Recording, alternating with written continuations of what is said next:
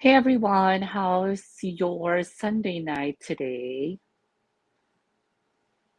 So let me just wait for the viewers muna.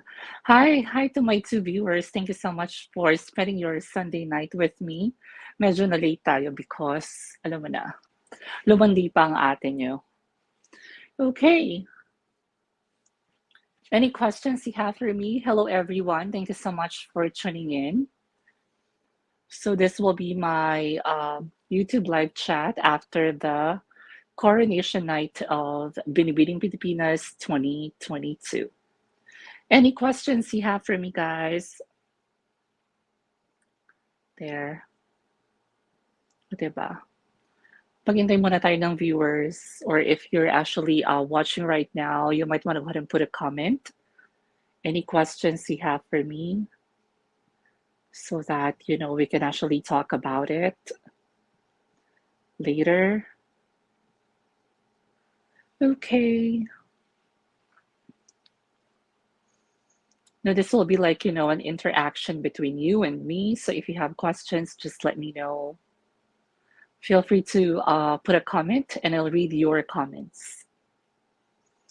There, anyone who wants to ask a question or share your insight about the Binibining Pilipinas, coronation night.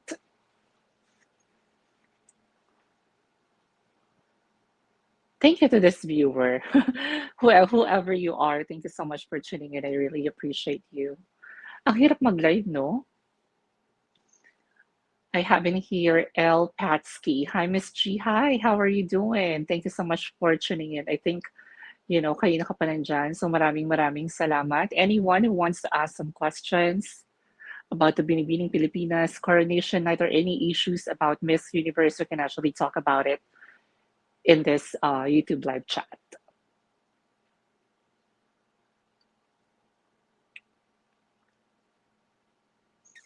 Okay, so I guess I have to start na lang if ever you guys don't want to ask some questions. Okay. Wala pa tayong masyadong viewers for today, but yeah, I'm getting viewers now. Thank you so much for tuning in. So ayun na nga. So what happened? Mm, Hello, Charlie. Thank you so much for tuning in. So there. So how do we start this episode? Siguro I just want to start this episode sa nangyari last Sunday na we really didn't expect, that kind of issues from Binibining Pilipinas. I mean, some of you might say na wala naman talagang anomaly na nangyari, wala naman talagang mistake na nangyari. But then again, photos of that said event is actually spreading, all over the internet or social media. Hello, Robert Passes. Thank you so much for tuning in. So gusto ko lang sabihin na may mga nababasa rin kasi akong comments na nagsasabi na yung mga crowns is just the rightful owner ng crowns, yung mga nakatanggap. Or Gabby Basiano is really meant for the Miss Intercontinental crown.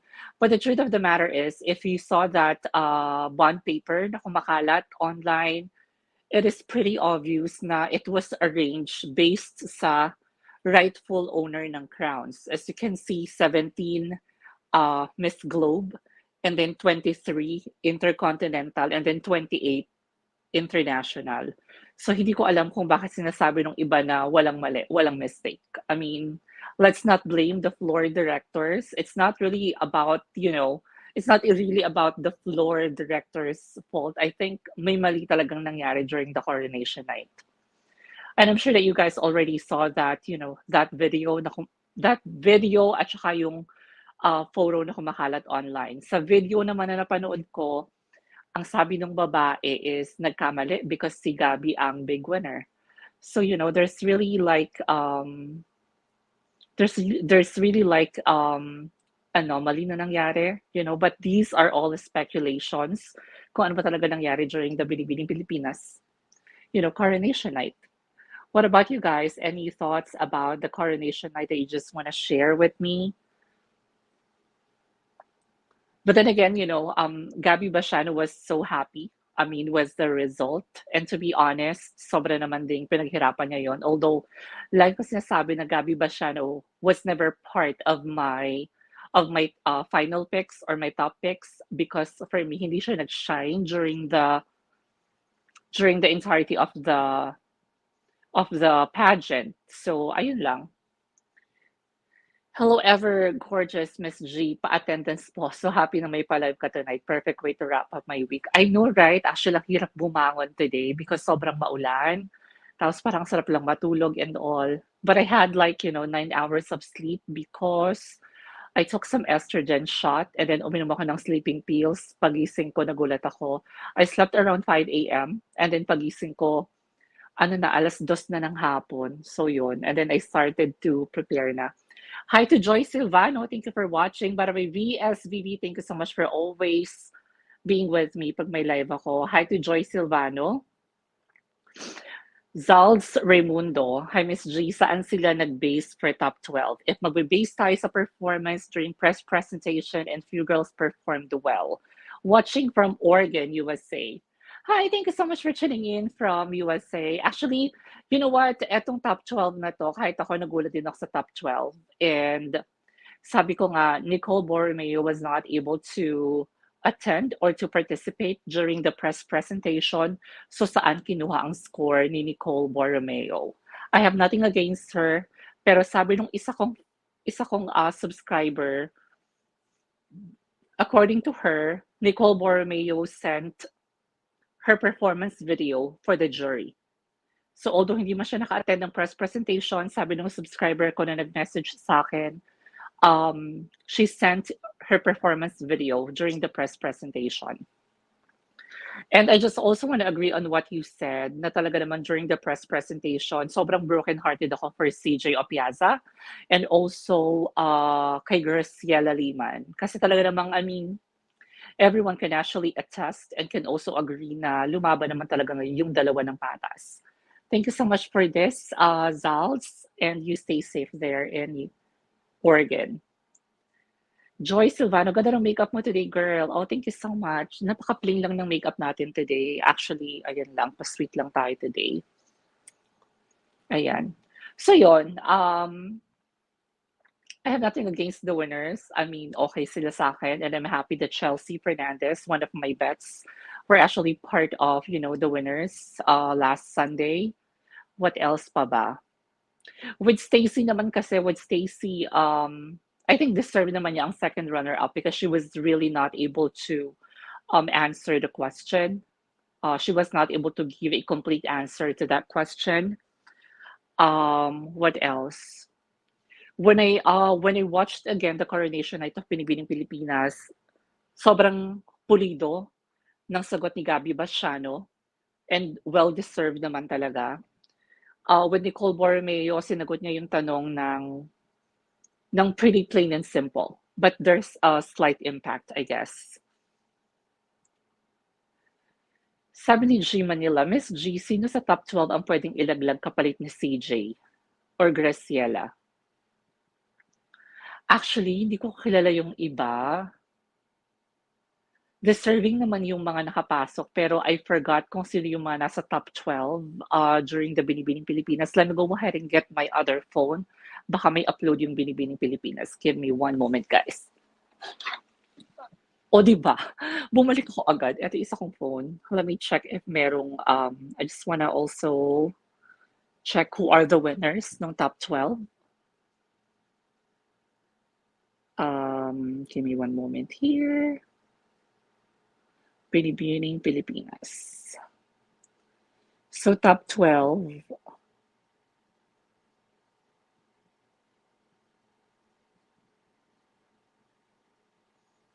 Okay. Definitely Ana Valencia is deserving. Stacy is deserving as well. I think Anne de Mesa, siyang ilalaglag ko. Kasama ni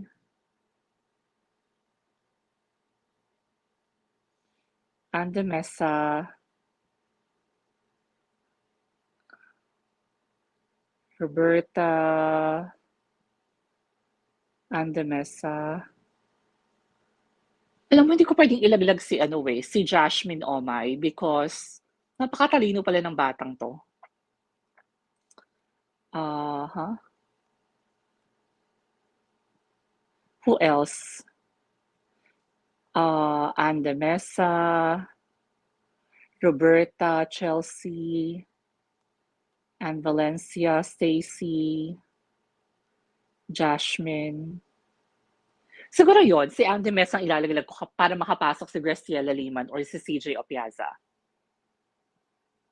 Ron Carlos, hi Miss G, what is your thought about the result? Any analysis?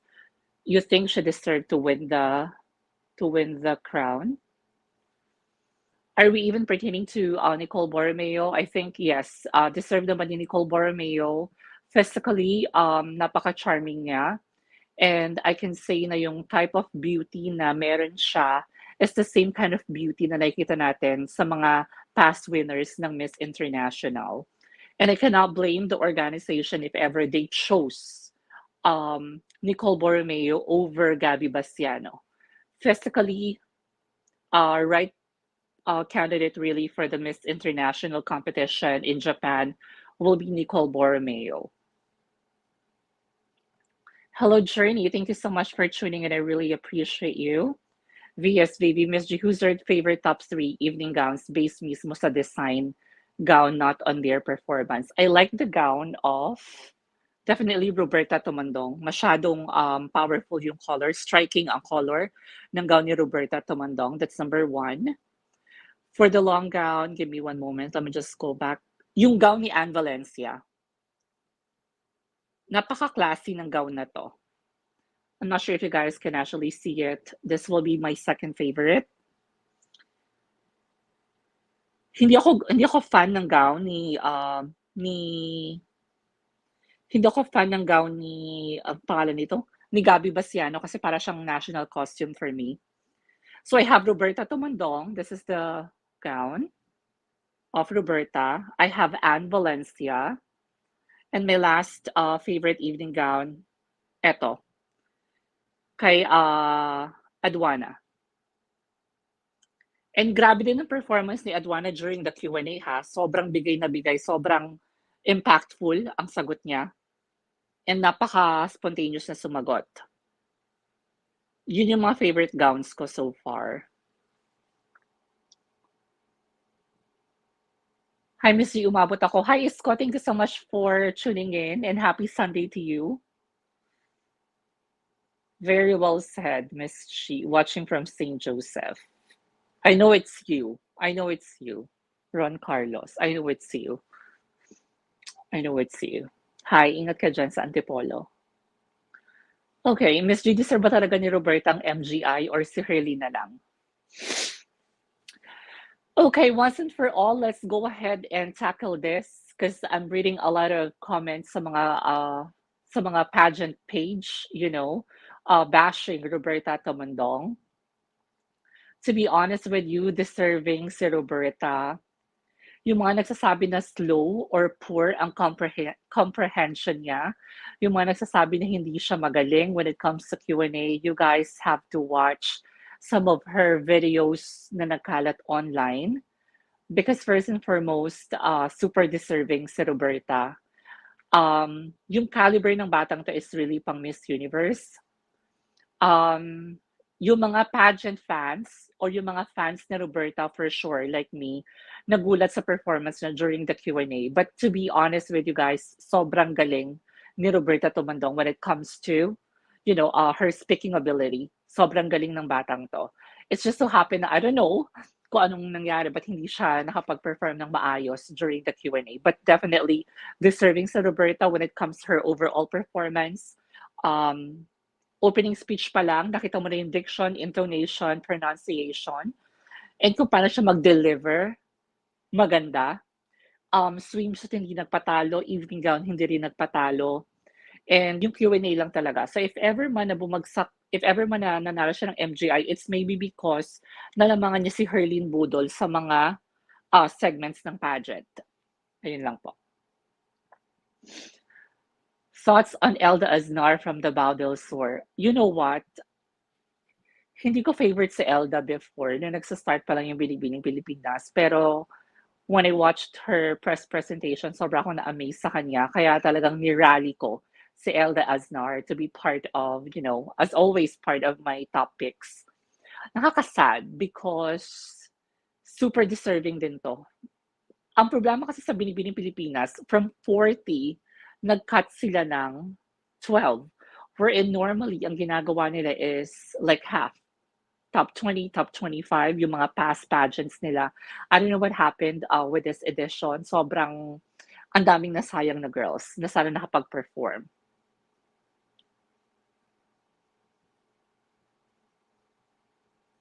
Thank you for this question. Okay, so Team Pinas this year lahat napakaganda, sabi ni Isko.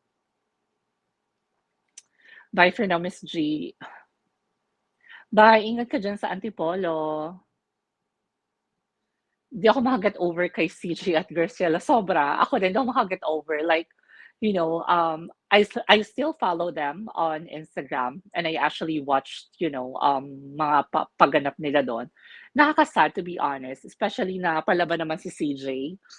Di ba, napansin nyo nung Coronation night, kahit hindi nag-place si CJ Opiaza, nang agaw pa rin siya ng atensyon, umeksena pa rin siya sa stage.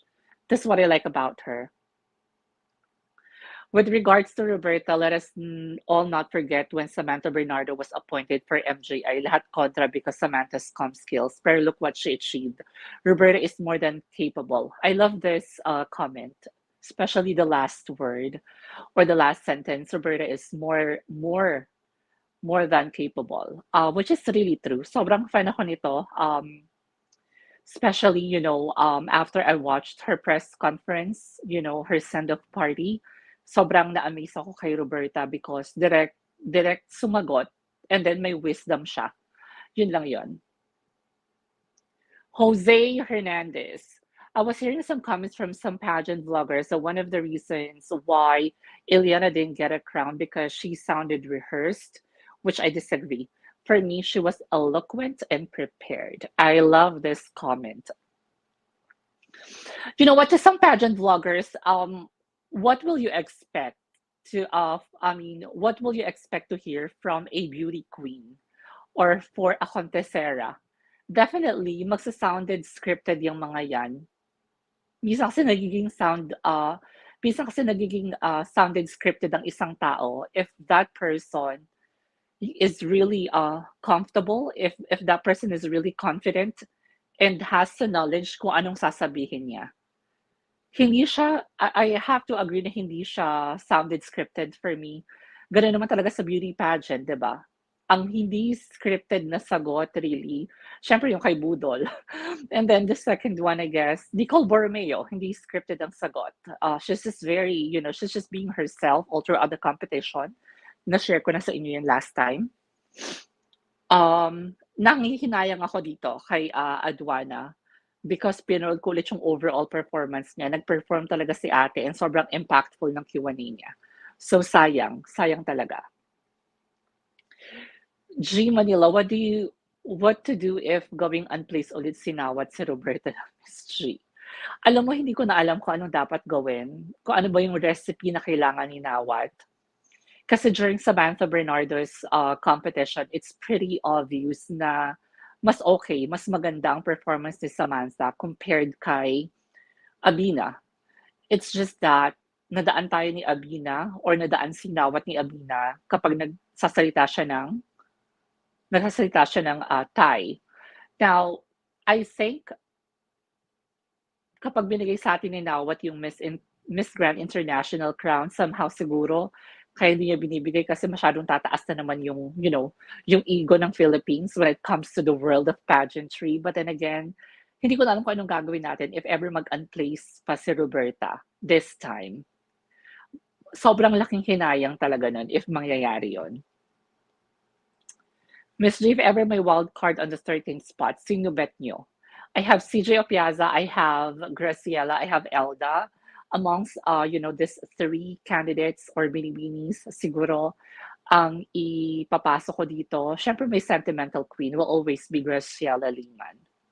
Sayang kasi hindi siya nabigyan ng opportunity. Ang ganda pa naman ng evening gown ni Graciela. Sayang talaga. It's really a broken-hearted kung tayo mga pageant fans is sobrang nasasaktan, hindi nakapasok yung bet natin. What more pa kaya sila? Like, the dedication and the effort, sumali sa pageant. I witnessed the parade of beauties. Sobrang tagal nilang naka-standby. And then parang for an hour or two, lagi sila nakasmile. Parang sabi ko, nakapagod pala maging beauty queen. Matt Weeze, hi Miss G, hello. Thank you so much for tuning in. I really appreciate you. Bandy Kut. Miss J, I love Roberta. I believe she is the future of the Philippines pageantry. It's Nawat whom I deeply mistrust. Siguro lahat tayo, no, walang tiwala kay Nawat. Because it didn't only happen kay Samantha Bernardo, but during Parul Shah, during Elizabeth Clancy, even Nicole Cordoves, may nangyaring hindi maganda, with Miss Grand International.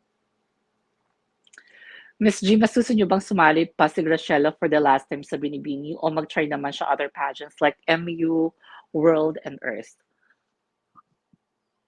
This is actually a very good question and napag-isipan ko na rin to. Siguro for me, I want her to compete again in Binibining Pilipinas kasi doon siya nadapa. For how many times na siyang nadapa, sa stage ng Binibining Pilipinas, dapat doon din siya bumangon.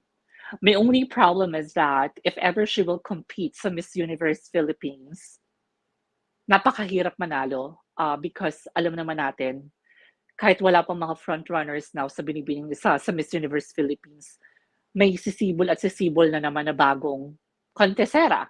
And I think, with her physical appearance, mas okay siya na magpunta sa Binibining Pilipinas. Pero why not? If she prefer to join Miss Universe Philippines, I'm also good for that. Pero mas prefer ko na bumangon siya kung saan siya ilang beses na dapa. We're in, yun nga, sa Binibining Pilipinas stage. Joey Valles. Miss G, good evening po. Hi, good evening. Mr. Nawat is so entitled. And hindi mo kasi alam kung paano mo sasayawan si Nawat. That's the problem with him. Like, gusto niya ng maganda, nagpadala tayo ng maganda. Gusto niya ng pasabog na pasarela, nagpadala tayo ng magaling na candidates when it comes to pasarela. Siguro one thing na parang hindi ko kayang i-take na sinabi niya is, na hindi deserving si Eva Patalinhog. Yes, Eva might not be that, high caliber girls compared sa mga pinadala natin. Pero, I mean, magsabi ka na hindi maganda about Eva Patalinhog, I mean, that's pretty below the belt for me. Any thoughts sa nakitang scores ni Joshua Garcia na may erasures na kalat sa social media? I was not able to really watch everything about that video, pero nakita ko nga siya. Marami nagsasabi na mababa ang score ni Gabby Basiano when it comes to swimsuit. And then mataas yung kay Roberta. But keep in mind, guys, na hindi lang naman si Joshua ang judge during that time. The problem kasi natin is, sometimes hindi talaga pwedeng maalis na merong politics, even sa mga beauty pageants, just like Binibining Pilipinas. And ang problema kasi dyan is, merong committee, na magde-decide kung sino ang dapat manalo. So, chances are, kapag hindi ka bet ng judge, pwedeng, you'll not be counted as one of the winners. That's really the problem when it comes to Philippine pageantry. Meron pa ding politics. Ano yun? Tagalog? Politika. Yes. And speaking of the screenshots, alam mo sobrang advanced na kasi ng mundo natin ngayon. Konting gawin mo naka-social media, konting gawin mo may screenshot, konting gawin mo may video. So we really have to be careful, especially if may erasures. We can assume or tend na nagkamali lang siya kaya may bura, or it happened for a reason, or he meant that to happen. Ernesto Dava. Camille Mercado, winner of Miss United Continents, hindi pumasa sa screening ng Binibining Pilipinas dahil ba 26 siya? Yeah, I saw this post actually that nanalo ang Philippines about Miss United Continents and congratulations to her. I am not really familiar with Camille Mercado, but still a good job for bringing home the country. Siguro it's like an indication or it's just like to let everyone know, sabi nga ni Catriona, 'di ba? Na parang in your past, you were never denied, only redirected. So if she's not meant to compete in Binibining Pilipinas, merong magandang plan sa kanya si Lord at etong ang pagsali sa Miss United Continents. Any thoughts about Jasmine Omai's performance po? Sobra akong na-amaze kay Jasmine when it comes sobra akong na-amaze nabubulol na ako, guys. Sobra ako na-amaze kay Jasmine because I didn't notice na magaling pala siya when it comes to Q&A. This actually the problem siguro ng Binibining Pilipinas para hindi na magkaroon pa ng issue on how they determined the top 12. Sana aside from press presentation, sana meron ding closed door interview para mas madali natin malaman sino ba yung mga pasabog talaga. Because I find her weak, with the press presentation, kaya never ko naging bet si Omay. Pero nung Q&A, doon ako nagulat sa kanya na parang, wow, ang galing pala nito when it comes to Q&A. I like her performance. I thought nga mananalo siya ng isang crown, but it didn't happen.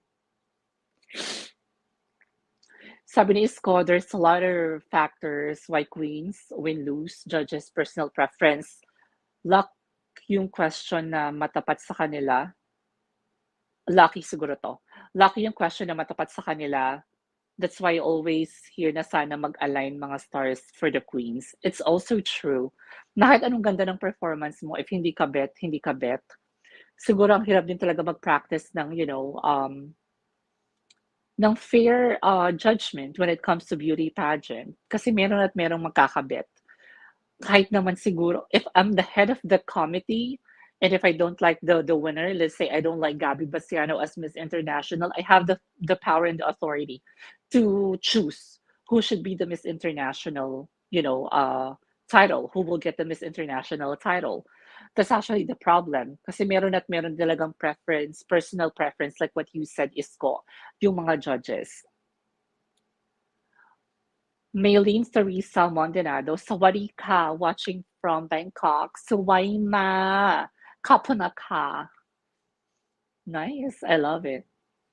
Kravit Ion, thank you so much for this comment, but I'm sorry I cannot understand this comment. I cannot translate it. G Manila, thoughts on Karen Lori posting on others. Post Posting the others did well sa press presentation, Miss G. Were absent si Nicole Borromeo. I actually saw this post. Wala na siya sa IG story ni Karen, but it was actually a screen grabbed and then pinost ng isang pageant fan or pageant account page. I have to agree na marami naman talagang deserving and nag-perform naman talaga ng maganda yung mga ka-batchmate niya in 2021. And siguro, isa na rin sa cryptic post na is bakit, nanalo or napasama sa top 12, yung wala naman ng press presentation. This is actually, I mean, if totoo man na nag-submit si Nicole Borromeo ng performance video niya, that's also good.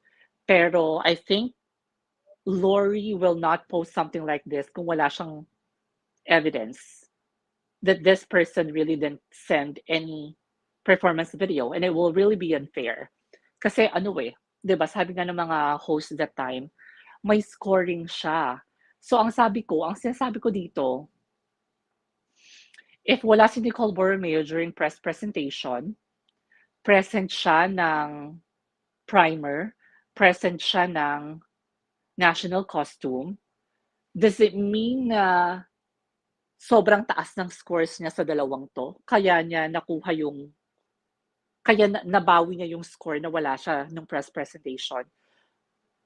Parang in order for her, parang hindi siya magiging balance, hindi siya magiging equal. Parang, ang hirap explain. it's like if I miss the press presentation, I have to really do good during the primer and during the national costume. Siguro kailangan ko mag-score ng 200, 200 para mabawi ko yung score na wala ko dito. But 200 is really impossible. 'Di ba? I don't know. Hindi ko talaga alam. It's still, really like a puzzle for me na paano siya nakapasok ng top 12 even though wala siya ng press presentation.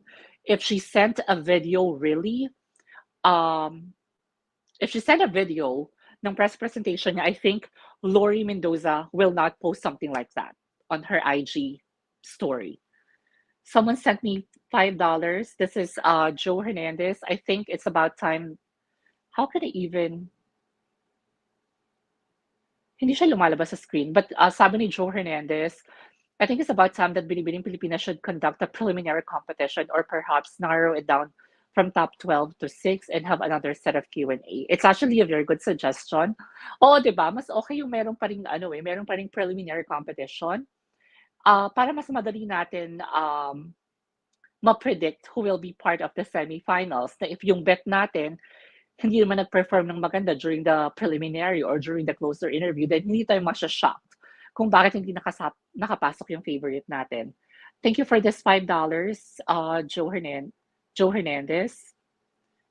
So yun, ang gulo ko mag-explain, no? But I hope you guys got my point. Anong dinner niyo pala? May iba tayo ng usapan. Halata na gutom na ako, di ba? Okay. VSBB, Miss G, pasin ko rin sa mga questions this year. Ang hahaba, like pahabaan sila ng mga tanong. Nakaloka lang sa sobrang haba. Hala. Sa sobrang haba. Hala. At nawala siya. There. Nakaloka lang sa sobrang haba. Bombard na agad utak ng mga candidates. And speaking of Q&A, aside sa mga mahabang tanong, yung iba doon is, it's good to know na merong mga questions about, what's, relevant scenarios na nangyari sa atin sa Philippines. But then again, I think the Marites and the historian, I don't think it's really right. I mean, to ask that kind of question. Diba? Like, ipapa-define mo what Marites and historian. Parang nakisabay ka lang sa trend or sa issue. I think ang magandang Q&A, if you will ask me, is yung Q&A ng South Africa. Ayun yung magandang Q&A. Yung ganong Q&A na talaga namang sasabog yung utak mo, lalabas talaga kung matalino ka or hindi. Yun ang gusto ko Q&A na mangyari sa mga susunod. Give me a moment, guys. I just have to get my delivery. I'll be right back. Give me less than a minute. I promise. I just have to open the door.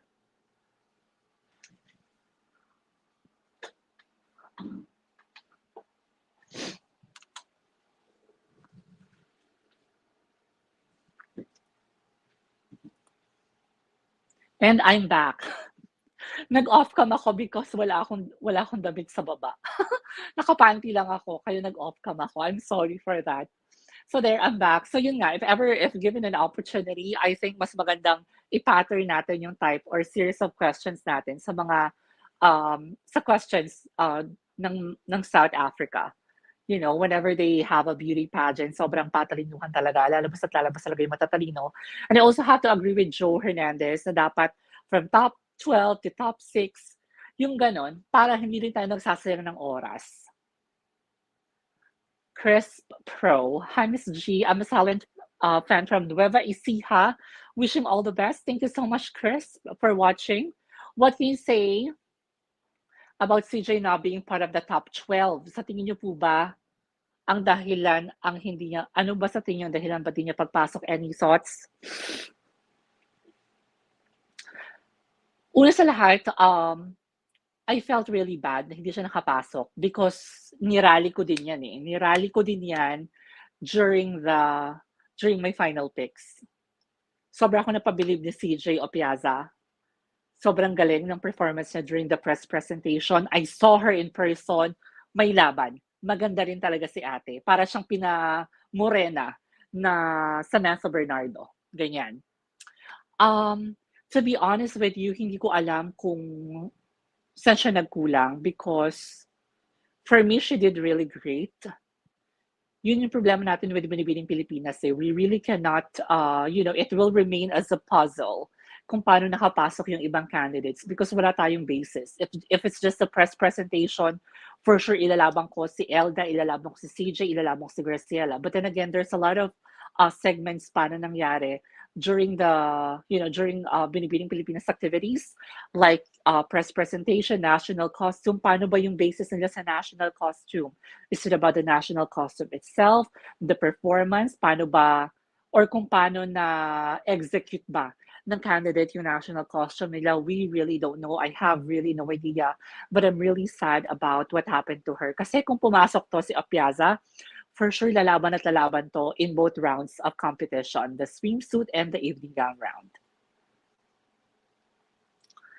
Brandy, why do I have this feeling that we'll be seeing Atisa Manalo in next year's Miss Universe Philippines?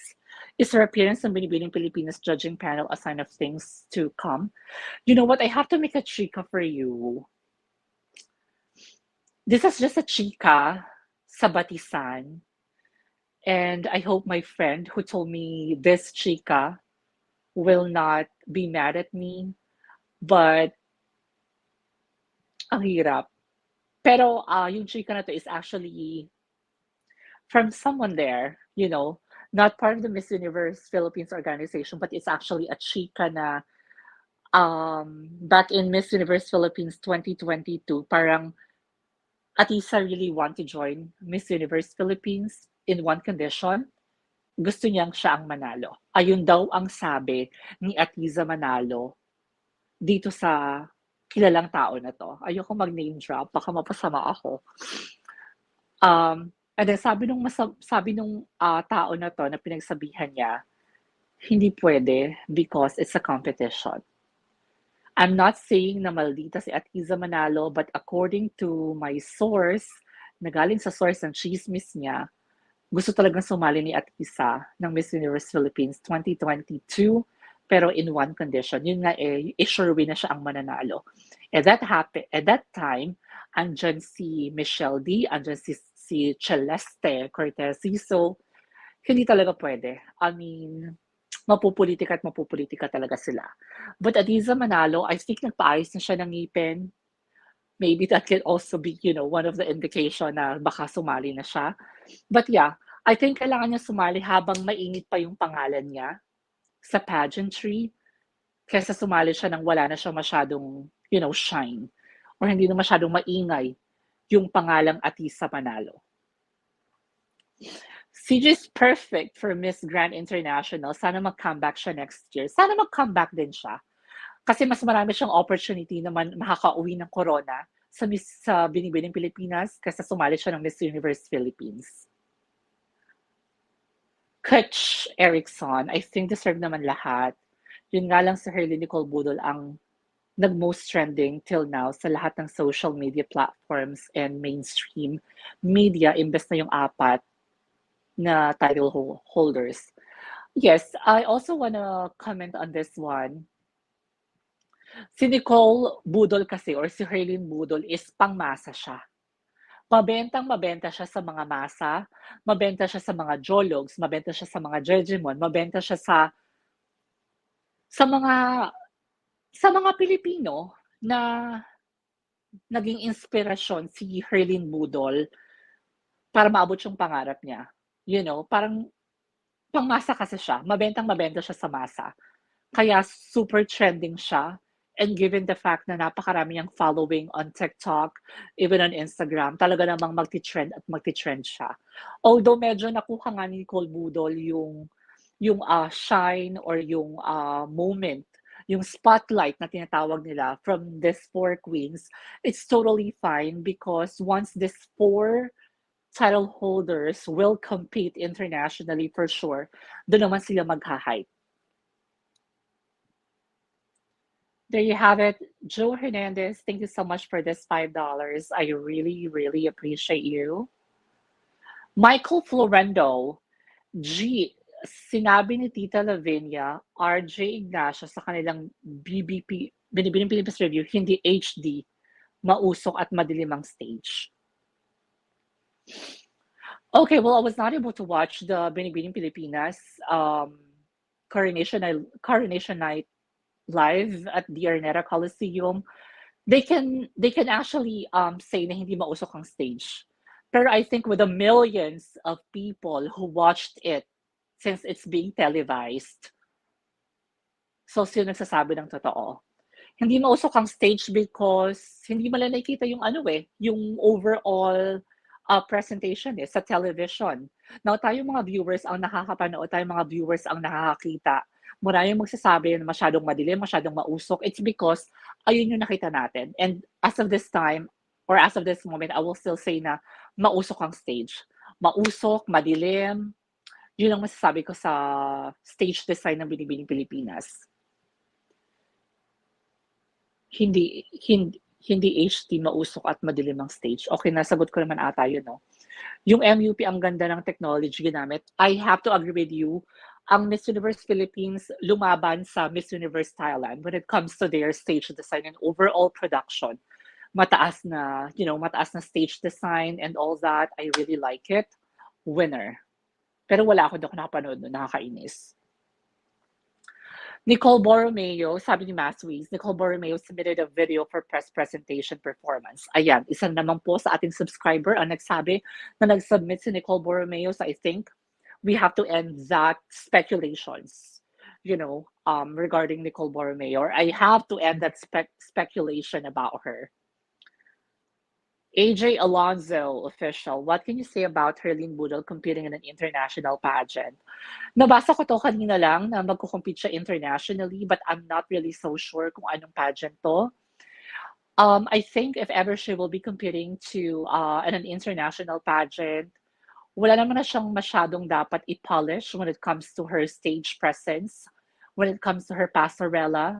I think what they really need to work on is really, her speaking ability, her communication skills, because somehow hindi ka na pwedeng magtagalog when you compete internationally. Since you are competing internationally, it should be given na dapat marunong ka mag-English. And you can also express yourself well, spontaneously. Brian Zabala, hello Miss Gina Kabul pa, late na yata ako. Hi, thank you so much for tuning in. Thoughts for Graciela sa nakay top 12 na hindi nakapasok. Again, for Graciela Liman, during the coronation night, para akong nabusan ng malamig na tubig. Hindi ako makapaniwala na hindi nakapasok si Graciela Liman. And sobrang nakakasad yun. As a pageant fan, I've been supporting her since 2021. And sobrang nakakahinayang. Because in 2021, nakarating siya hanggang sa Q&A, di ba? And this time, broken-hearted yun nangyari kay Graciela Liman. Sayang. Living proof na magaling talaga to si Graciela.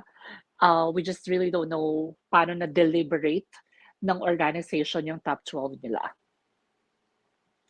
Sabi ni Isko, I like there are greater things coming to, I feel like there are greater things coming to CJ. Sana lumaban pa siya. Sana lumaban pa siya ulit sa Binibining Pilipinas.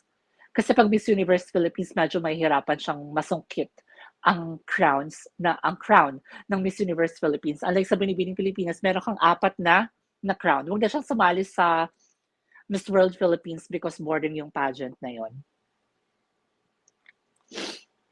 Yikes, baka kay Michelle D palang liwak na si Atisa Miss G. Sabi ni G Manila. Ayun. Chismis lang naman yan. Pero ayoko sabihin sa nanggaling yung source because it's actually a camp. Yun na lang. Yung chismis na galing sa isang tao sa loob ng camp na to. Na sinabi sa friend ko, na sinabi ng friend ko sa akin. Kasi meron siyang connection there. Sana hindi nanonood yung friend ko because magalit siya sa akin. What Miss G is saying about Atisa, chika pa lang ha, baka naman po yung iba dyan, iba siya si Atisa, madami pa si Miss G. Allegedly, lang po yung info. Exactly. Thank you so much, Isko, for bringing this up. It's just a chika. Oh my gosh, baka nasa TikTok na ako nito bukas ha. Baka nasa TikTok na ako after this live. Yeah, it's just a chika. It's not even confirmed. Walang video, walang recording. It's just a chika na sinabi nung tao na to na Atisa Manalo wants to join Miss Universe Philippines 2021, but with one condition na siya ang mananalo. And hindi pumayag yung big person na to. This person na naging ganun yung setup nila. So ayun. Thank you for this. Chismis lang po yun. Okay, I'm being marites.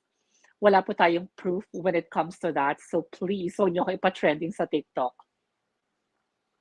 Randy Quaterno, idol na kita Miss G basta back-to-back Chelsea at Gabby. Oh, thank you so much, Randy. Really appreciate you. Back-to-back Chelsea and Gabby. Yung back-to-back sobrang feel ko mahirap this year. Pero kasi ang maganda sa Philippines, whenever we send a representative sa international pageant, hindi naman pwedeng ma-disregard na yung mga pinapadala natin is mga Miss Universe caliber na din naman. Kaya hindi imposible na mag-back-to-back tayo for intercontinental and for Miss Globe. Siguro magkakaroon lang dito ng ang magiging problema lang natin dito is, when it comes to business decision, if yung reigning queens ba nakapagdala ng magandang business sa Globe at sa Miss Intercontinental, why not mag-back-to-back? Pero if this organization is, not happy how, we bring business to them, I think, may hirapan tayo mag-back-to-back. But then again, it's just my personal view regarding this matter. Banjo Lasam, dami nyo kuda. Oo, madaldal talaga ako. Pasensya ka na, Banjo. Good evening, Miss G. Sorry for being... Hi, yo. Thank you so much. I'm so happy to see you here in my live. Lovely Rose Pitogo. I think Binibining Pilipinas also focus more on the background of the candidates, especially Miss Batangas and Miss Tarlac Province.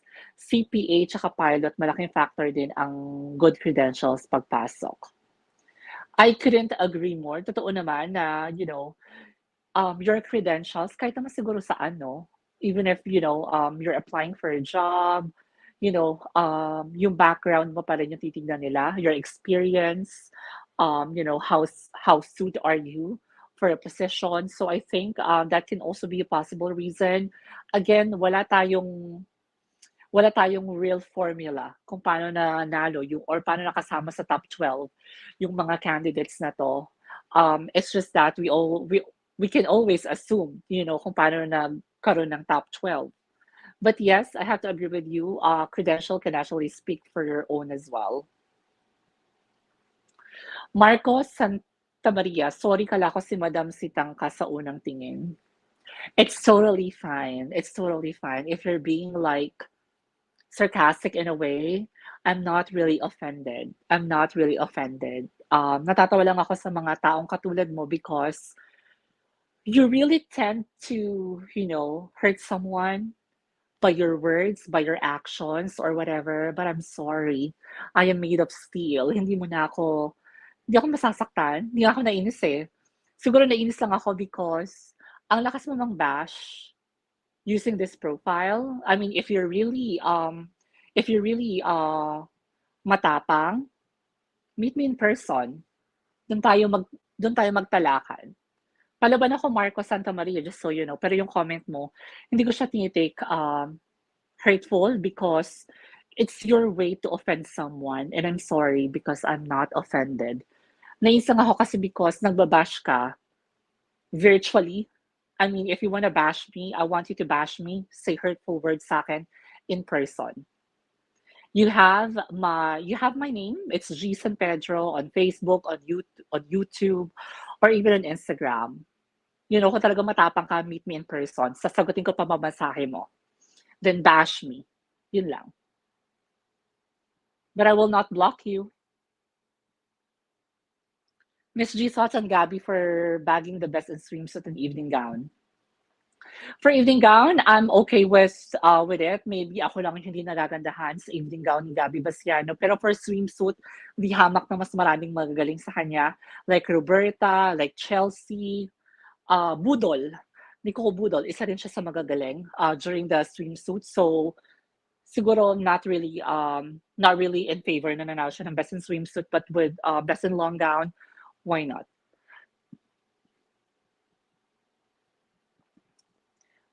Sabi ni Yo, I feel like mas bagay talaga si Nicole for MG, for Miss International more than Gab. Masyado si matapang ang fierce and face pastoral and aura ni Gab for MI. Just my thought. You are definitely correct. Sabi ko nga kanina, or what I just said earlier, the type of face na meron si Nicole Borromeo is the same kind ng beauty na nakikita natin sa mga past winners ng Miss International. So I don't mind that at all. Masyadong matapang at masyadong makanto yung mukha ni Gabby Bastiano for Miss International. So yeah, it's pretty cool. Thank you for that observation. Sabi ni Danny Rescototo, you're so pretty. Sawaima, Kapunaka, thank you so much for tuning in. Uy, medyo nakakayak din pala yung post ni Graciela sa IG, Mama G. Hindi ko pa nakikita. May post ba siya na bago? Parang mga beach, ano lang, photos yung nakita ko. Let me check. Eto ba yon sinasabi mo? In fairness, no? Nakakasad talaga yung nangyari sa kanya. Danny Bernardes, hi Miss G, buti nakabutan ka live mo. Thank you so much, Danny, for watching. Ayan, he's actually a good friend of mine. AJ Alonzo official. Miss G, any thoughts about Karen Mendoza for not having a title or even a runner-up? Sobrang masakit to.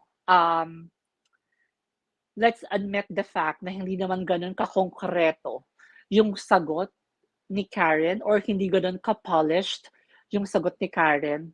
But Karen has a beauty. Nag-perform naman siya in both segments of the competition. Pero sayang din, no? I mean, masakit. Masakit yun for sure. Pero kasi, hindi natin pwedeng sabihin na, since second timer mo naman, sige, kahit mag-first or second runner-up ka na lang. It will be unfair for those candidates na sumali din naman, like Stacy, Daniela. So ayun, I'm kind of sad for this, and I really feel sorry about what happened to her. Like the non-placement, parang Vicky Rushton nga daw yung peg niya. Hey Marco, bad dog ka, sabi niya. Mother sitang, bye girl. Ayun, super pumatol ako kay Marco. Pasensya na kayo. Bendy, thank you so much, Isko. Thank you so much, Yo. And also, Danny. Always good to have your back, guys. Maraming salamat. Miss G, medyo off topic. What is your reaction to the Miss Universe organization allowing married and pregnant women to join Miss Universe beauty pageant? Kahapon lang nag-trend sa social media. And at first, I was really shocked about it. I tried to see the consequences kapag nag-allow tayo ng married women and pregnant women, competing in Miss Universe. For me, I'm really against it. I'm not in favor. I think that's really the right term for it, for that. I'm not in favor allowing married women and pregnant women, competing in Miss Universe beauty pageant. I'm a very traditional type of person. Mas gusto ko na lang na mag-focus tayo kung ano yung meron na tayo or mas pag-improvein pa natin kung ano yung meron tayo. Like extending the age limit, let's say from 27 or 28, make it at least 30 years old. But allowing a married woman and a pregnant woman to compete, medyo, it's kind of risky to see a pregnant woman competing in Miss Universe beauty pageant. And it will be like, a complicated scenario to see a married woman competing in Miss Universe beauty pageant. I'm really not in favor for it. Sabi ko, napaka-traditional kong tao, mas maganda na mag-focus na lang tayo to what we have right now. Actually, when it comes to transgender women competing in Miss Universe, I'm a transgender woman. I'm a transgender, but I'm not in favor of that changes as well in the past. But I have nothing to do about it. I mean, if they really want inclusivity, then maybe the beauty pageant really focus, with their advocacy. But then again, I think it's not right. It's not okay, with the new changes in Miss Universe organization. Medyo parang parang hindi maganda for me ha. Para I'm not ready to accept this kind of changes. Ayun lang po. Carabella, what do you think of Anna Lacrini? She's actually my favorite. I like her. At nagulat ako kay Anna Lacrini because during the Q&A, nagpakita siya ng talino. Nasagot niya ng tama yung sagot. She's very confident as well. Given na meron siyang accent na ang hirap, na baka sabi ko magkamali siya, but she really proved, herself that she's deserving to be part of the semi-finalists. I even put a comment sa Instagram account niya and natuwa naman ako because nilike niya yung comment ko. I like her. Sana sumali pa siya for the second time kasi ganung ganda, maraming pupuntahan. Sabi ni G Manila, you're beautiful, Miss G. Don't mind the bashers. Thank you so much, G Manila. Danny Bernardes, mabait kaya yung si Miss G. Isa ko sa nakalaban mo. Bully ka ha. Thank you so much, Danny. Okay, sabi naman ni G Manila, other topics for any thoughts on the quality of Miss Philippines Earth? Quality. Okay. As you can see, guys, never ako nag-cover ng Miss Earth Philippines because I find their beauty pageant very boring. Boring siya in the sense na hindi ko ma-appreciate na yung mga candidates competing in an open area like Cove Manila or whatever, and then the last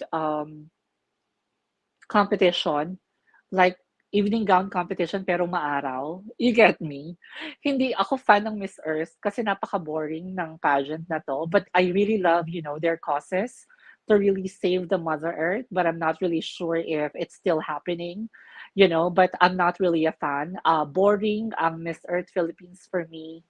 And somehow yung mga kalibre ng mga girls competing dito is hindi ganun kataas compared sa mga nakikita natin ng mga candidates like sa Miss Universe Philippines or sa Binibining Pilipinas. So there. VSPB, who Miss G really practice what you're always telling us not to be kind. I love the way how you handle your bashers. Naku, mo sa kanila. Hindi sila masaya sa buhay nila na mabash sila. Oo, you know what? Diba? I mean, people can actually say negative things about you, pero wala kang ginagawa sa kanilang masama. I really appreciate as well yung mga subscribers ko na kahit most of the time siguro hindi tayo parehas ng mga bets or sometimes masyado akong prangka how I give my insight, pero you guys still remain professional. Yung respeto natin sa isa't isa nandun pa rin. Kaya sobrang thankful ako sa inyo. Yun lang talaga yon. Sabi ko, hindi man ako magkaroon ng maraming subscribers. At least, I have a few na talaga namang, andyan for me. Kaya maraming salamat. And I don't tolerate this kind of behavior ng tao, yung manlalait ka ng tao, What if pangit ako? Kailangan bang sabihin na pangit ako? Di ba? Parang ganun. Allrak, sino gusto mo mag-crossover from Binibining Pilipinas to MUP? You are stunning. Thank you so much, Allrak. Crossover? Well, crossover lang naman, no? Hindi naman yung mananalo as Miss Universe Philippines. Siguro crossover ko, yan, sila, si CJ Opiaza, but it will be hard for her to win Miss Universe Philippines, like the crown itself. Placement, pwede. Graciela, okay din. Elda Aznar, for some reason, hindi ko alam kung ano yung hindi nakita ng Binibining Philippines Organization kay Elda Aznar. Pero kasi kung makita mo siya rumampa, makita mo siya in person, sobrang ganda ng batang to. Kaya nagulat ako, ba't hindi siya nakapasok? Do you think si Stacy may chance sa MUP? The problem with Stacy is that yung height niya. Yung height niya ang problema for me. But when it comes to her speaking ability, when it comes to Q&A, okay naman siya. Whenever she answers question or whenever she speaks, lagi may conviction. And napaka-effective niya. Nung sumagot siya ng Q&A, I hope that you guys can also agree na nakuha niya attention ng buong Araneta the moment she opened her mouth. So okay naman siya for me.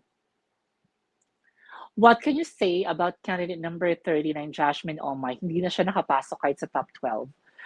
Dear, nakapasok si Jasmine Omay ng top 12. Nakapasok siya, nakapasok siya, dear. Dudes Pinera, hello, I am new. Oh, okay, wait lang guys, I'll just get my AirPods.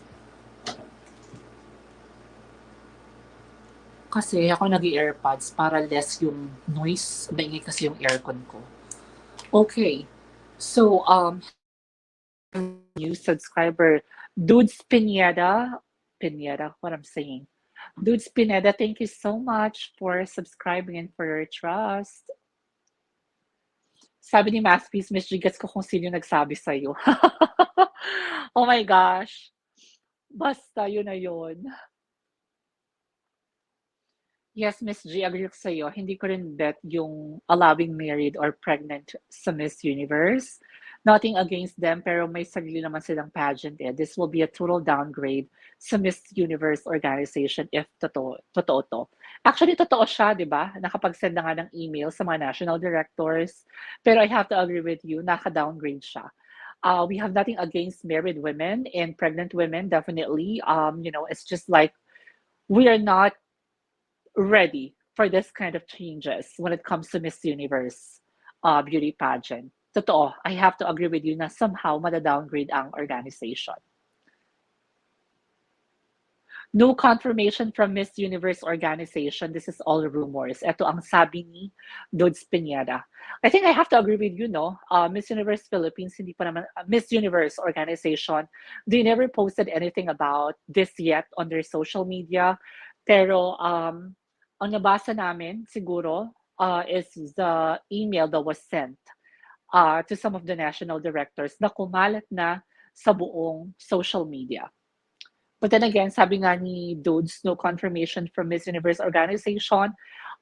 If we are going to base it sa kumakalat na screenshot email from Miss Universe organization, then that's all about it.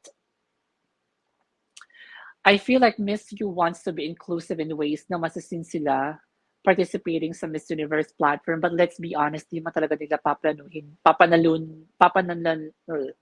papananalunin yung married or pregnant candidate. I have to agree with you, no? Sometimes it's just all about the hype. Sometimes kailangan ng ingay, para mas mag-boom ang isang organization, like inclusivity, like what happened to Angela Ponce.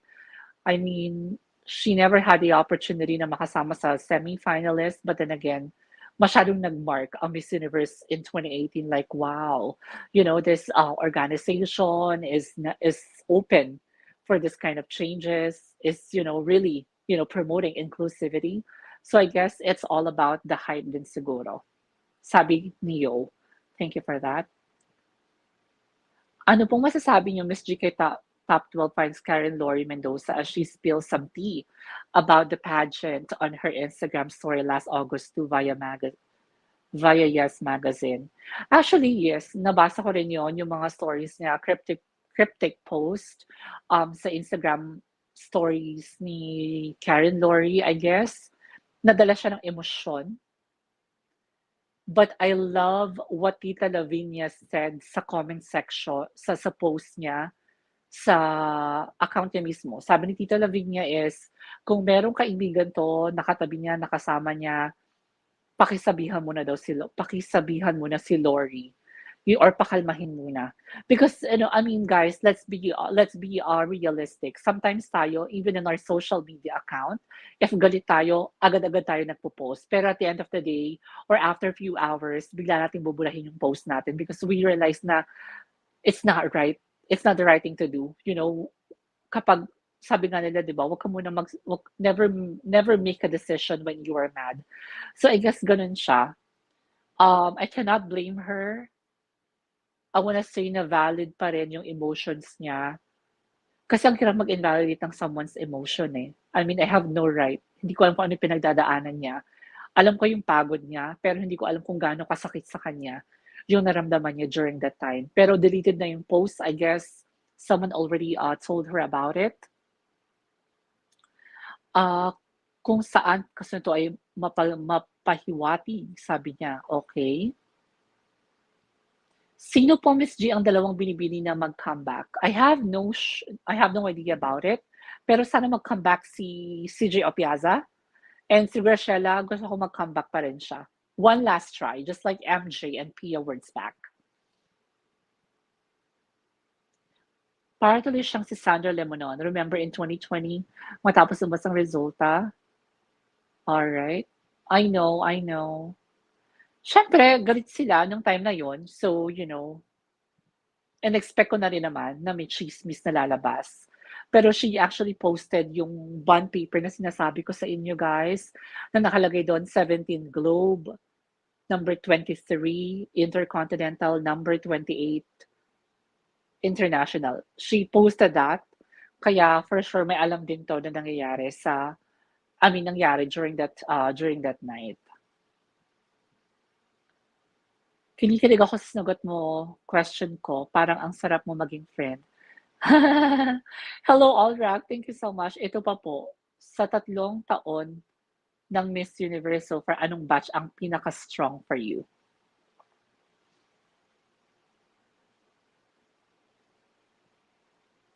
I have to choose two. 2021 and 2022. 2021, dito ko masyado nag-invest ng time because Steffi Abaristuri was actually my bet during the Miss Universe Philippines 2021. Ang kalaban niya noon is malalakas din. No, no, no. I have to choose a stronger batch. Stronger batch for me is 2022 because nandyan si Tagig, nandyan si Celeste, nandyan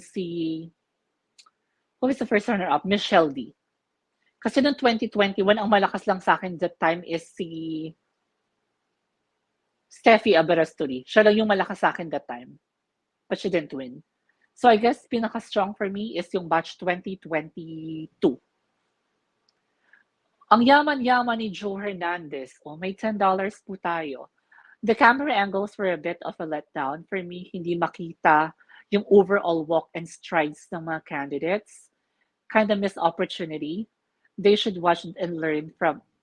Totoo naman, when it comes to production, stage design, segments of the pageant, gayahin na natin ang Miss Universe Thailand. Napaka-perfect example nito. Sabi ko nga, I watched it again, the Binibining Pilipinas. Sinasabi na si candidate number ganito, yung camera nakafocus pa rin dun sa last candidate. Tsaka parang nagmamadali sila. Even the girl, yung nagbo-voice over, para din siya nagmamadali. Na parang, what's happening? I don't know. Like, ayun. But Miss Universe Thailand, even Miss Grand Thailand, ito yung napakagagandang production and stage design talaga. Like, kudos, to Thailand for always being consistent when it comes to their stage design. Thank you so much, Joe Hernandez, for this $10. I really appreciate you. VSVV, sana dumating yung time na bumalik yung, oh my gosh, where am I?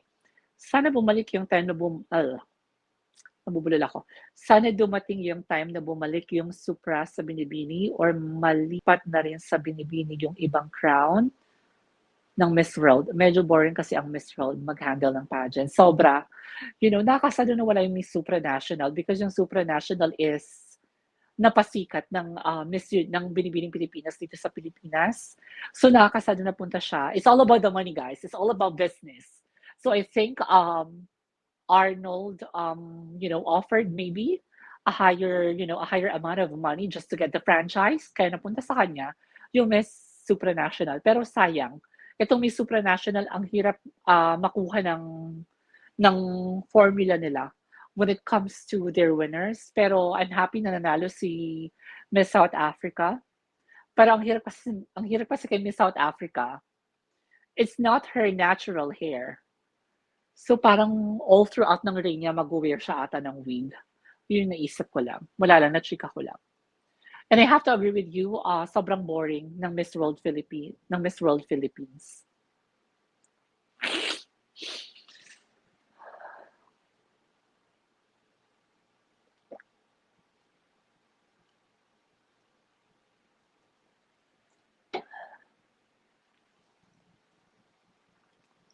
Sabi niya, any thoughts? Sabi ni Dudes, Pineda, any thoughts for Roberta Tamandong for her chances to win MGI crown? Is there something to improve? To be honest with you, wala namang dapat nang i-improve si Roberta. What you have witnessed, guys, during the Q&A is not really her spirit. Hindi ganyan si Roberta Tumundong when it comes to Q&A. But I'm not blaming you guys. Talagang kahit naman kami mga fans at believers ni Roberta, nagulat din sa performance na during the Q&A. Pero nothing to improve really. I just hope na pag-aralan niyang mabuti yung formula ng Miss Grand International.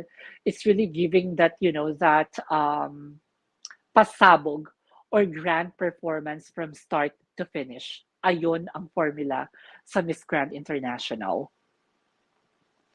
Journey Boko, thank you for watching. Babaguhin din ba yung title ng Miss Universe since kasali? Tinanggap na yung mga... You know what, you have a point, no? Mrs. Universe, that we don't know yet. Pero nakakatawa tong nakakatawa tong comment na to. Kung babaguhin, very interesting at the same time. How about her mental health, Miss G? Nag-post na this Carol saying that she is signing off. Yeah, she posted something like signing off. We don't know yet if she's signing off sa pageantry or signing off muna for now on social media. Yeah, mental health is very important. Pero ako, you just really have to do what you feel of doing. Kasi at the end of the day, kapag ginawa natin isang bagay na to, ma-realize din naman natin all of a sudden na mali yung nagawa natin. Instead of you controlling your emotion. But then again, if you can actually kaya mong pakalmahin yung sarili mo, I mean, why not? But what happened to her is burst of emotion. Yun naramdaman niya. So parang after 24 hours, nag-post siya ng ganun because siguro medyo nagising na siya. And sobrang dala siya ng emotion niya. Ang hirap pa yung matalo, guys. Kahit naman sa competition, whether it's beauty pageant, kahit sa work, ang hirap pag lagi kang natatalo. And it's her second time, to be honest. How about Miss Earth? Parang hindi naman naramdam at binagyo pa sila. I know, yeah, Miss Earth, sobra. Wala akong ano sa Miss Earth. I have no time for them. I'm sorry to say this, pero boring kasi ang Miss Earth for me eh. Brian Zabala, $7.99. Thank you so much. Where are you watching from? Thank you so much. I really appreciate this one. Kinabog na tayo ng talent when it comes to handling, organizing beauty pageants. It's really true. But the only difference is that the Philippines still, reigns supreme when it comes to, being the pageant powerhouse in Asia. Hindi ba sa aware sa changing weather sa Pinas ngayon, ang weather forecast, ika nga. And I don't think it's really proper na magkaroon ng evening gown competition or long gown competition sa labas, like maaraw, like maulan. Very wrong ang Miss Earth dito. I mean, I understand that they want to relay the pageant to their causes, which is to protect and save the Mother Earth. But then again, you can actually do it sa ibang paraan naman without you compromising the glamour ng pageantry. Yun lang. Binibining Pilipinas and SGV should clear these issues, speculating on social media not only the former queens protecting them na wala daw errors. I totally agree with you na parang dined mo na lang ng Binibining Pilipinas. Meron talaga namang kasing issue na nangyari. It's pretty evident sa posts na nakita natin. It's not about the floor director's mistake. It's about really clarifying everything. I mean, matatanggap naman ng pageant fans if the real winner is Gabby Basiano, but they prefer to have Nicole Borromeo as a winner for Miss International. Matatanggap naman natin yun as a pageant fan. We just wanna know what really happened, and siguro we are more on sa transparency ng beauty pageant. Lovely Rose Pitogo, taga Cebu po kayo, Miss G. No, I'm not from Cebu, pero gustong-gusto ko ang Cebu. Cebu holds a special Cebu holds a special place in my heart. I have some friends na mga Bisaya, I don't know, yung mga taga Cebu kasi kahit galit sila, parang ang sarap-sarap pakinggan ng, ng dialect nila. I only knew some words. Ay koglabda, ambot, guwapo kaayo, something like that. And I've been to Cebu many times. I've been to Shangri-La Mactan in Cebu. It was in 2016. And yeah, and then last time that was in Cebu, it was April of this year. Sa southern part ng Cebu, if I'm not mistaken, Bantayan Island. Sobrang ganda ng Cebu. Sobrang ganda ng airport. Winner. Miss G, do you think si Hannah Arnold's chances at Miss International? Alam mo kung nakasad kay Hannah, I'm not sure, maybe it's just me. Medyo parang nawalan siya ng spotlight. You know, siguro dahil sa tagal niya nakatenga because of the pageant, cannot pursue yet in Japan. Sana kapag nag-compete siya ulit, mas ano ulit, bumalik yung spotlight sa kanya, bumalik yung ingay ng pangalan ni Hannah Arnold. But chances, malaki din yung chance ni Hannah. I'm pretty sure na sa tagal niyang nakatenga, I'm pretty sure na masyado na siyang na-practice when it comes to, her strategy in Miss International. So malaki ang chance talaga. And to be honest with you guys, yung Miss International kasi minamaning na lang natin yan ng Philippines. Masyado nating minamaning na lang yung Miss International. Brian Sabala, hello, Miss G. Thank you for reading all our questions. You are beautiful inside out. Deadmas Bashers watching from Australia. Hi, thank you so much for tuning in and for watching. I really, really appreciate you. Sobrang love na love ko kayo. Hotorny Batman, I love how you speak your mind, Miss G. You're very conversant too. Thank you so much. Maraming salamat. Pero you know what? Sometimes if I'm doing my live, hindi ko na siya pinapanood ulit. Kasi parang feel ko all throughout my live or YouTube live chat, parang akong sabaw. Na parang, I don't know, siguro I'm very perfectionist. Parang gusto ko, bawat statement, maayos, hindi ako nagbabuckle. I don't know, basta yun lang. But I'm trying to be as, transparent as I am. I'm trying to be informative to you guys. And siguro sabi ko, like sinasabi is, I just really want to give you guys my honest pageant insight. Yun lang talaga yun, yung gusto kong mangyari. Ayoko mag-pretend, Janice Deaf. Totoo po ba yung chismis na maasim po kilikili and singit mo, Mama G? My kilikili is not really maasim, but it's not maputi. Actually, bumili ako ng bleaching cream because pinapaputi ko yung kilikili ko. Singit ko, I'm not sure. Hindi ko siya inaamoy. Hindi ko siya inaamoy, so I'm not really sure about this one. But definitely, hindi maasim ang kilikili ko. Maitim lang siya, pero pinapaputi ko siya. Singit ko, still, pinapaputi ko pa rin. And what will you expect? Hindi naman ako artista. Hindi naman ako porn star para magkaroon ng maputing singit. But yeah. Thank you for this question. You're very not conservative, I'm sorry. You're very sarcastic with your comment. I hope na pasaya kita sa reply ko. Alam mo, nakaawa kayo because you guys are throwing negative words sa isang tao pero you're hiding sa profile na wala namang picture. Like, the name Janice Deaf. Bingi ka ba? Yung parang ganun. Parang, kung talagang matapang ka, no, you have to face me for real. Or, mag-away tayo sa social media accounts natin. Kasi ang pangit ng kaaway mo, hindi mo makita in person. Diba? Yun lang. Palaaway din ako, guys. Palapatol din ako, especially sa mga ganitong klaseng tao. Pero waste of time na patulan kasi nagtatago siya sa profile ng ibang tao. Like, eto yung mga klaseng tao na talaga namang takot, duwag in real life. Eto yung mga klase ng tao na maraming insecurities sa sarili nila. If I'm not mistaken, or if you just know, inggitera ka lang, Janice. Kasi wala kang YouTube channel and wala kang mga supporters, inggitera ka. Che, but I will not block you. Mainggit ka dyan hanggang mamaya. Dude Spinetta, I feel bad for Karen Laurie. May missing sa kanya that night. Oo, I have to agree with you. Hindi rin kasi perfect yung execution niya during the evening gown.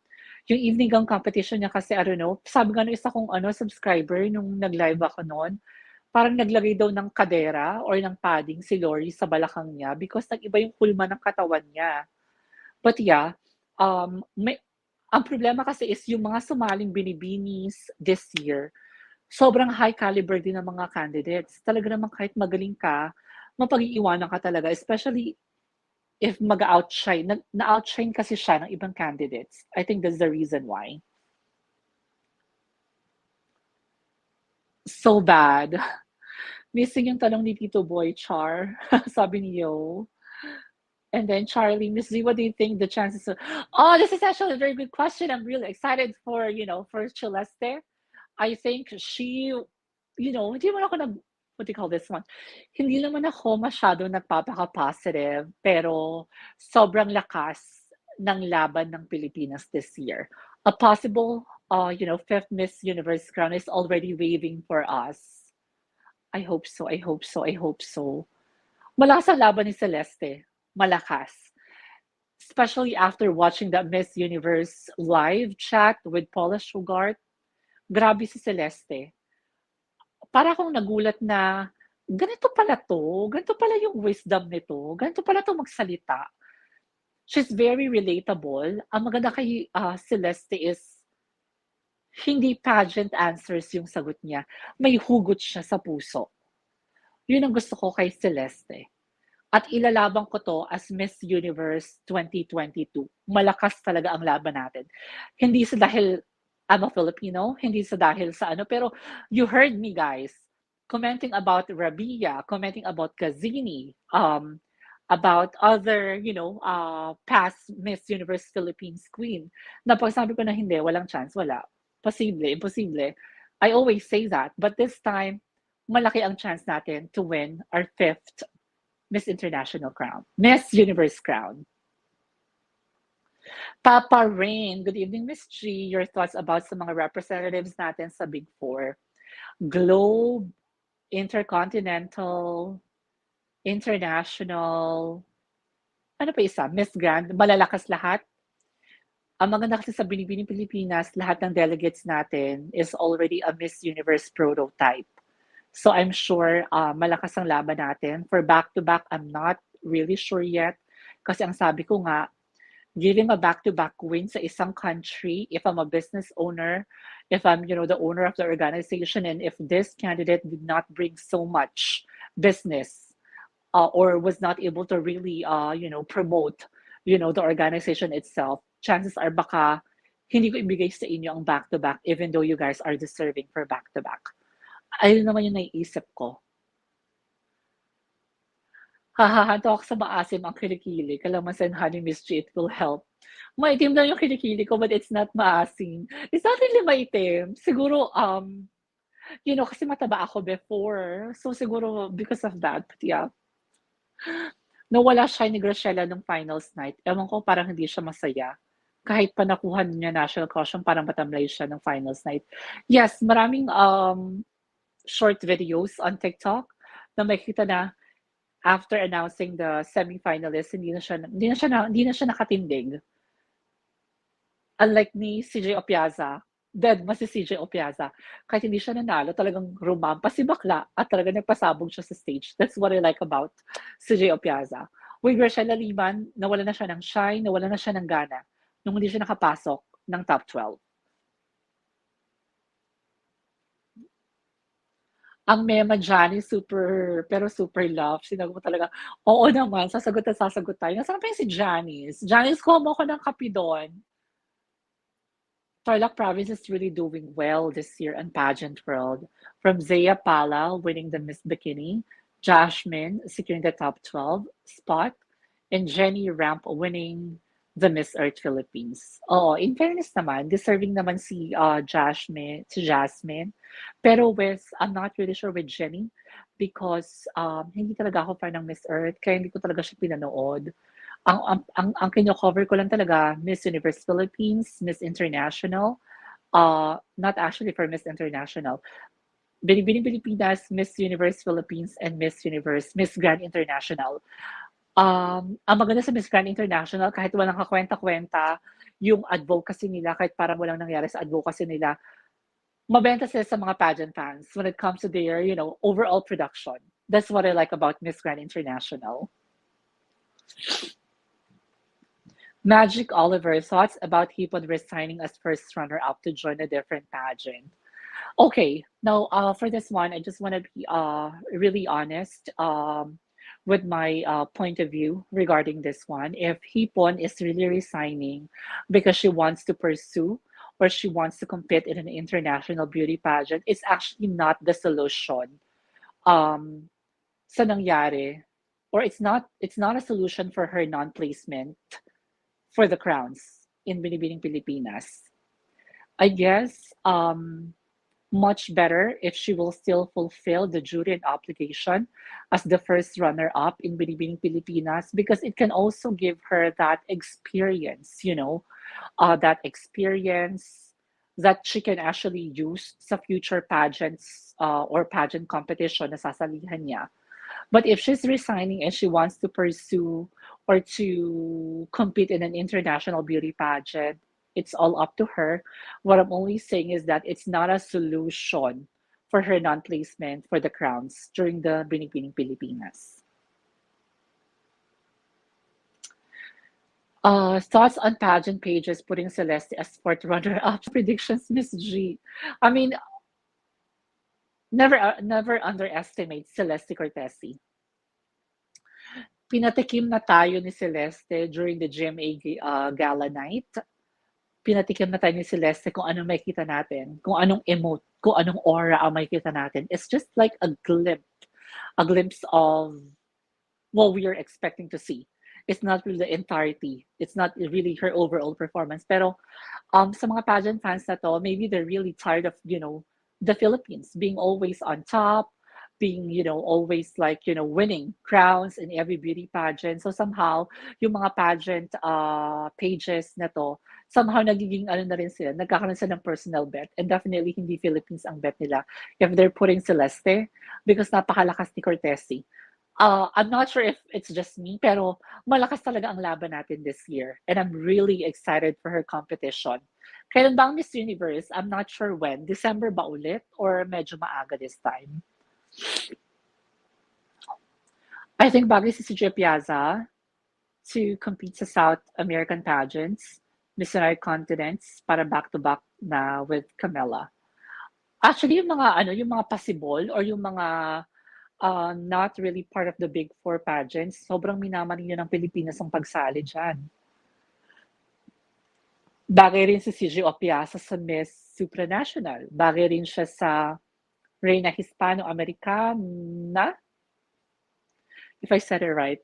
Because with her performance, rampa, projection, alam mong may ibubuga siya.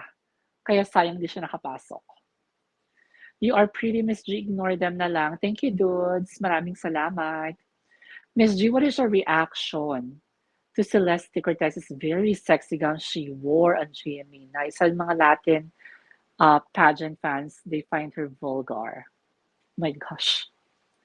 Yung gown na nakita ko na suot ni Celeste, okay siya for me. Actually, pwede na nga yung pang evening gown sa Miss Universe eh. During the, the evening gown round competition. It's not really vulgar for me because I think it's already 2022. Let's normalize, seeing candidates na nagpapakita na ng skin. As long as hindi nakikita yung buong breast, it's fine with me. I think it's very sexy. It's very sexy and too much skin, but it's not like very vulgar. Pag sabi kasi vulgar, parang masyadong, somehow for me, may negative connotation yung word na vulgar. So yeah, but for me, it's too sexy and so much skin. Yun lang po. Miss J, I think medyo overdone si Graciela this year. Siguro na overdone, yes. Pero kasi yung competition niya ng 2021 medyo bitin. So siguro this time talagang tinodo na ni Graciela Liman yung performance. Oo nga 'no, Miss J, ano kaya nangyari kay si Gio Piazza, bakit hindi nakapasok? Ayaw ayaw ba ng Execom ng Binibini? Overconfident na Binibinis? That I really don't know. Ako rin, sobrang expected nating lahat si CJ Opiaza. I think we all can actually attest to that. Na talaga namang in-expect natin siya when it comes to, when it comes to her presentation performance, in-expect natin na papasok si CJ Opiaza. Pero yun nga, hindi siya nakapasok. So, hindi ko talaga alam kung anong main reason, kung ano ang downfall niya, but hindi siya nakapasok ng top 12. Napakasaya siguro ng top 12 during that time. Joel Adrenov. Hi, Miss G. Don't go low with stupid question. You have class. Love you from NYC. Thank you so much, Joel. Joel or Joel. Maraming salamat. Parang nakatakot ang binibining Pilipinas. Execom kay CJ. Kasi predetermined na yung mga mananalo ng pinasok. Nakakab kakab kakabog talaga siya sa seems like an evening gown. Oh my gosh. Evening gown, round. At pag bongga sagot niya, malamang makukuha MGI, palagay mo, Miss G. Oo, feel ko kung kasama si Opiaza sa top 12, for sure, maning-mani niya ang swimsuit competition at ang evening gown round. And possible placement niya, Miss Grand or Miss Globe. Sayang, very wrong ang binibining Pilipinas na hindi siya sinama sa top 12. Pero yun nga, hindi natin alam kung ano pa talaga yung real reason, how they determined, yung top 12 nila. So sayang, malaking sayang to. Si J. Opiaza. Sana sumali siya ulit. What do you think of Diana Maki? Deserve niya ba sa top 12? Deserve niya ang top 12? Deserve niya ang top 12, definitely. But then again, hindi naman talaga siya makakuha ng crown. Because, admit it or not, medyo weak ang kanyang performance. Sinabi na to before sa mga reviews ko about her, nakukulangan ako sa kanya when it comes to her pasarela. Lagi lang niyang dinadaan sa muka. And yun naman yung nangyari ng finals. During the finals night, hindi hindi naman remarkable ang performance niya for swimsuit and even sa evening gown round. And nung Q&A, hindi pa siya nakasagot ng maayos. Halatang she's not composed during the Q&A. Hindi niya nabigyan ng justice yung sagot niya. Na parang, ano ba yung question sa kanya? Kung relevant pa ba ang beauty pageant, kung magiging instant famous ka naman sa mga social media platform. Hindi niya nasagot ng maayos yun, I guess. Kulang ang sagot niya. Yung sagot niya is scattered. It was not really, it was not an answer na mapapawaw ka. And pretty obvious na hindi niya alam yung sagot. Kung paano niya i-justify na mas okay pa rin sumali ng beauty pageant to promote your advocacy, to promote your causes, to reach other people than, doing, TikTok or, any kind of social media channels para lang ma-promote yung advocacy mo. I don't think it's vulgar kasi may swimsuit nga sa Miss U and every year almost embellished stone mesh yung mga gowns ng mga candidates. Exactly, it's not really vulgar. Yung mga pageant fans kasi na nagbabash kay Celeste, ngayon pa lang threatened na sila. Threatened na sila, wala pa mang Miss Universe beauty pageant. So, if they are like our kalaban when it comes to Miss Universe, for sure they will not say good things about our representative. But Celeste is actually a strong woman, I guess. So, shrug off lang na yung mga comments ng bashers niya. Miss G, sino ang want niyong bumalik sa Binibining Philippines next year? Sino ang gusto yung mag-crossover? Gusto kong bumalik si Elda Aznar, si CJ Opiaza. Crossover. Pwedeng mag-crossover si Cyril Payumo sa Miss Universe Philippines. But I don't think that she can win. But, at least a crossover candidate. Who else? If Karen Lori will compete in Miss Universe Philippines, mahihirapan din siya na makasungkit ng crown. So I think for now, I want to see come back sa Binibining Pilipinas, Elda Aznar and CJ Opiaza. And if ever they also wanna, do a crossover sa kabilang bakod, kabilang beauty pageant, why not? Miss G, nag-post si Karen Dornao lang about IG story she posted. Haba-haba ng post. Give me one moment. Let me use my phone to check on Karen Lori. Okay, so andito na ako sa kanyang page.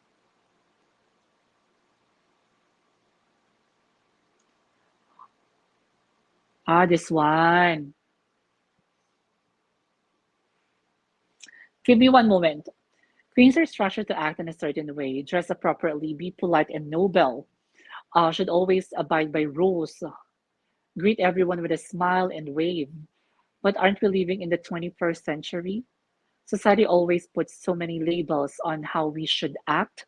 If you didn't say hi to fans, you are not friendly. If you don't dress like your own style, you can't fit in. If you had no body enhancement, you're not authentic. If you had enhancement, you're not authentic. If you stand up for yourself or others, you are overreacting. If you made that one mistake, people will criticize you and bring you down. They don't even care about your explanation.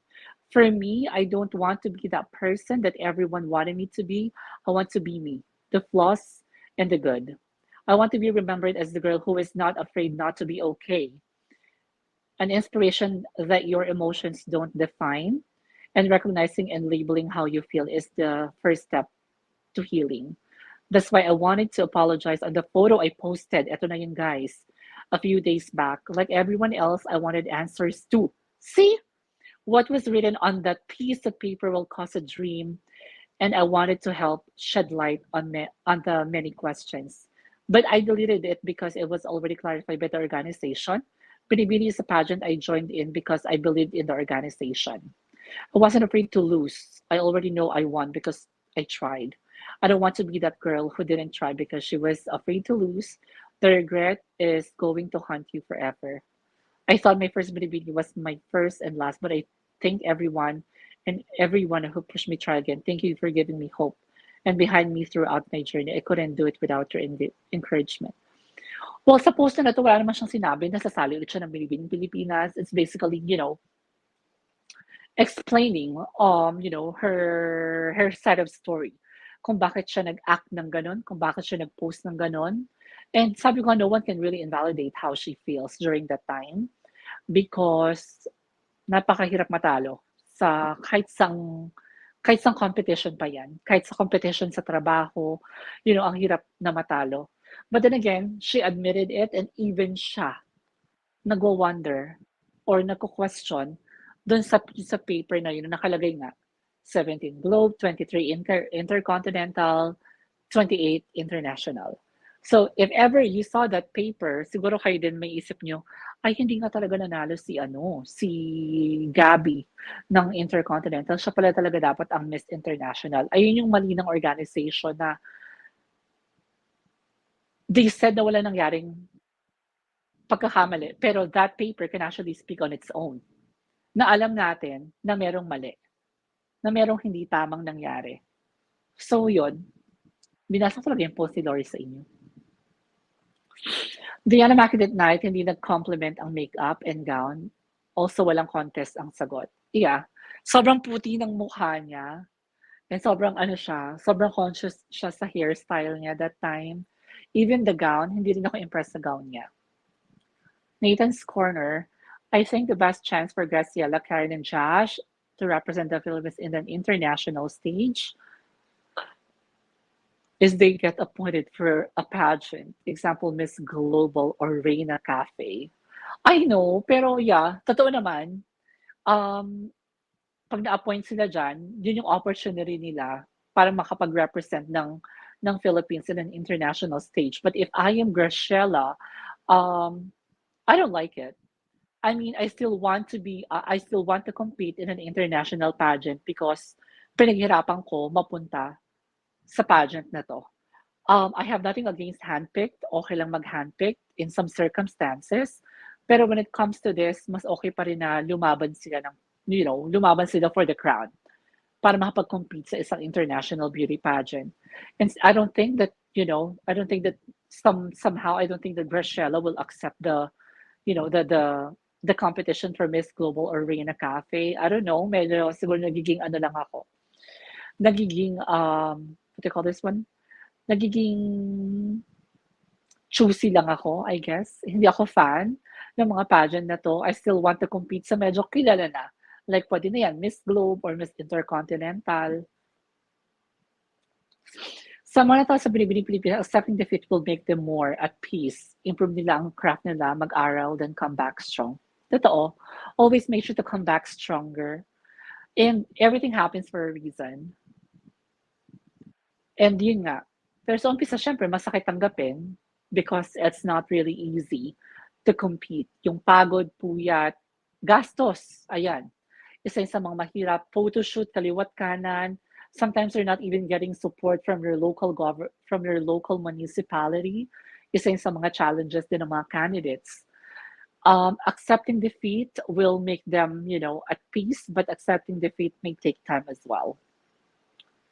Kinulang sa facial beauty si CJ. She's a duskier beauty. Gonzalez. It also feels that not every memorable. Sabi ni Baba Miguel. Tama naman, kapes na si Beauty Gonzalez. Si Callen Lori ba yung rude daw sa service staff? Oh, I'm not sure about this. Meron bang chismis na rude si Karen Lori? Pero ayun, hindi nga siya nanalo. Nakasad, Ang pangit lang doon is, somehow yung post na kasi is really explaining herself kung bakit niya ginawa yun. Because she got a lot of bashing. Like nababasa ko, you're promoting mental health, but then again, you're not helping your sisters in Binibining Pilipinas. You're not happy sa mga nanalo. Parang ganun. Ang hirap kasi sa atin, if ever mag-complain tayo, inisip natin na hindi valid yung pagko-complain ng isang candidate because she's a loser somehow, something like that. Pero yeah, I guess it's over for her. I mean, if I were her, hindi na ako sa style ng Binibining Pilipinas. I mean, after what I posted, yun yung mahirap kapag nagpadala ka sa emosyon mo na pwede mong pagsisihan at the end. Ayun lang. I think I read everything, every comments, guys. Anong pagkain niyo for today's video? It's Sunday today. I'm not sure if it's still raining outside, but kaninang hapon sobrang lakas ng ulan. And ang sarap lang mag-bed weather, cuddle weather today. So yon, I enjoyed this live chat with you. Thank you so much to 100 people a while ago, 130, 40 people who stayed with me, who watched, this live chat, who listened to me. Parang ang gulo-gulo ng buhay ko today. Maraming salamat sa inyo. I think I'm about to end this live now. If you don't have any more questions, I'll have my dinner today at kumain na rin kayo. I'll also be uploading Asian delegates in Miss Universe. Woo! Ang daming comment agad. Okay. Don't. Sabi ni Dad. Accept the reality. Sabi ni Don Icons. Good night, Miss G. Ingat. God bless you, dudes. Pineda, thank you so much as well for tuning in. And Don Icons, sabi niya, don't accept the reality. Tama ba? Did I read it right? Joey Valles, thanks Miss G. Joey, thank you so much. Guys, maraming salamat sa inyo ngayong araw na to. I really, enjoyed talking with you guys. And next week ulit or maybe some other time. Brian, thank you so much for all your love and support. Enjoyed this live chat, Miss G. Looking forward to your next live chat. Thank you as well. Cora, Bella, good night. Sleep tight. Don't let bugs bite. I promise. Don Icons, you're beautiful now. Thank you so much. Thank you so much. You know what? Yung Mickey Moto crown ko sira. Hindi ko pa siya naaayos. Hindi ko siya suot for today. Joe Hernandez, thank you so much for all the dollars that you send. I really appreciate you. Maraming salamat. Nathan's Corner, make this a weekly event. Ooh, okay. Gusto niyo ba yon? Why not? Yeah, sige. Okay din yon, Live chat with you guys. I think Sunday will be the best, day for us. And 7 p.m. I think will always be a good time para mag-cash up tayo since most of you siguro is naka-stay at home lang ng Sunday. Ayun lang. Oh, what time is it? It's 8:46 p.m. So yeah, I'm actually on OMAD right now, 1 meal a day diet, as what they call it. Yeah. So yun, nagpapapayat ang ate nyo dahil sobrang tabaho because I always eat sweets, chocolates, donuts. Pero this weekend, hindi ako kumain ng donuts and chocolates. Yun lang. What else? Guys, again, maraming salamat. It may sound cliche to everyone, but I'm just grateful. I'm just thankful to every one of you. Right from the very start, thank you for always being with me and thank you for always showing your love and support. Maraming salamat. Hoy, next time ulit ha. Maraming salamat. You guys stay safe. Mag-wear pa rin kayo ng mask. And sa mga OFW natin who is actually working abroad, if you can find time to go home in the Philippines, especially this Christmas, please umuwi po kayo, spend time with your loved ones. Magpapasko na, Burmans na, next month. And nakaka-excite because I love Christmas season. Sobrang excited ako pag Christmas. Yun lang. Maraming salamat. Ang dami ko na namang sinabi. Thank you so much everyone for your love and your support. Good night. Thank you for spending your Sunday night with me. I love you all. Bye-bye. Thank you, everyone.